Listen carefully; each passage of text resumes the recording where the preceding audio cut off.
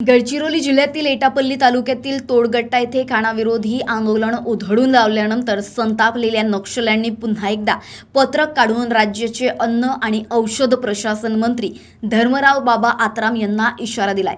आंदोलकांना दिलेले आश्वासन पूर्ण करा, अन्यथा जनता तुम्हाला माफ करणार नाही, असा उल्लेख पत्रकात करण्यात आलाय।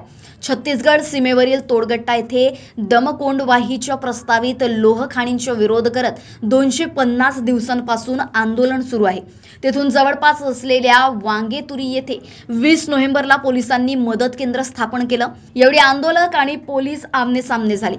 यानंतर पोलिसांनी आंदोलन उधळून लावले। दरम्यान आंदोलकांच्या सुरुवातीला 11 जून रोजी धर्मराव बाबा आत्राम यांनी आंदोलनस्थळी भेट देऊन खाणाविरोधी भूमिकेला समर्थन दिलं होतं। मात्र नंतर सत्ता नाट्यात त्यांना मंत्रिपद मिळालं। या जिल्ह्यात रोजगाराचा प्रश्न महत्त्वाचा आहे, त्या दृष्टीने आम्ही काम करत आहोत। या पत्रकाला मी महत्त्व देत नाही, या भागाचा विकास करणं याला मी प्राधान्य देतो। तर पोलीस अधीक्षक निलोत्पल यांनी पोलिसांवरील आरोप फेटाळून लावले।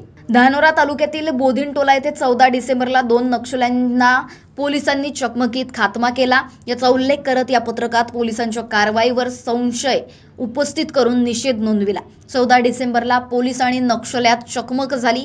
यात जहाल नक्षलवादी दुर्गेश वट्टे हे राकेश हे दोघे ठार झाले।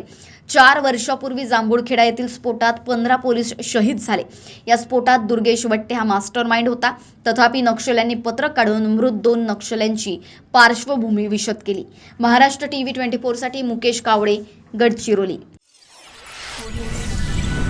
इस खबर के प्रायोजक है शिवशंकर आयुर्वेदिक क्लिनिक। अनुभवी डॉक्टर से सज्ज, सभी प्रकार के आयुर्वेदिक दवाइयाँ मिलने का एकमात्र स्थान। इनका पता Shivshankar ayurvedic clinic, doctor Mangala Ketkar hospital के सामने, महाजन मार्केट के पास, temple bazaar road, Sitabardi, Nagpur.